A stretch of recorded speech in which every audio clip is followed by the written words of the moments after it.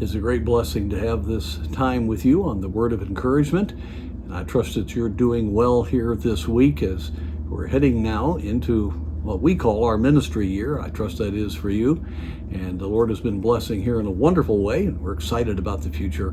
And even in the midst of everything, God's ready to work, and we've seen his hand.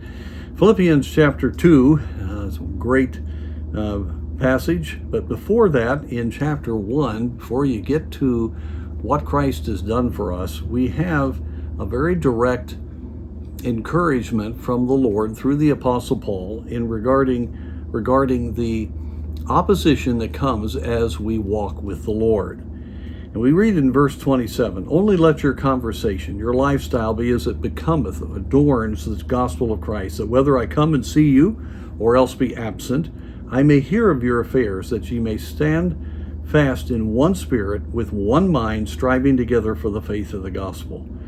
He says, I trust when I come, I see you fully united together in doing the ministry and seeing God work. But here's where I want to go, verse 28. "And in nothing terrified by your adversaries." They were facing, every one of these churches were facing the possibility of opposition. Some had definitely faced it, such as those in Macedonia and Thessalonica. They were facing some persecution.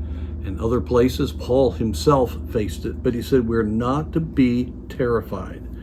It is a token of their perdition, he says, but for us it's a reality of our salvation. I always am encouraged when I see the opposition in different places, and I don't want to see people going through anything, but to see things that just don't make sense. It's just obviously Satan opposing the work of God.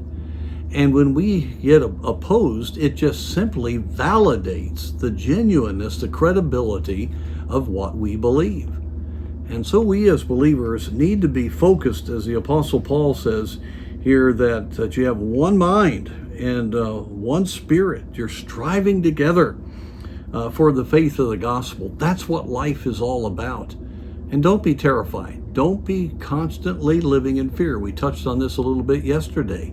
We can trust the Lord, that safety is of the Lord.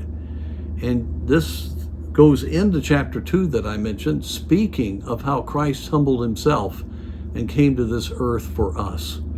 And this God, who controlled all of history so that Christ could come at the perfect time, according to prophecy, and complete his work on the cross, which, by the way, was accomplished by the adversary, and yet played right into the hand of Almighty God for our salvation.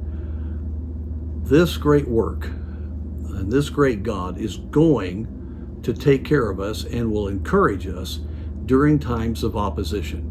I want to promise you that when you are opposed for the gospel or for truth, if you are responding properly, though, you will sense the presence of God more than you've ever sensed it. Those have been some of the times of greatest joy when I should have been discouraged by it. But when it's truly because of truth, there's something about God's presence and his evident working in our life that is just supernatural. It's such a blessing. It meets the needs. It will encourage. And so let's live in such a way that people know that we're serving him, and that may bring opposition. But let's just realize that if there's opposition, that means we're doing something right. God is working, and that this does prove what we believe is true. Otherwise, they wouldn't do that.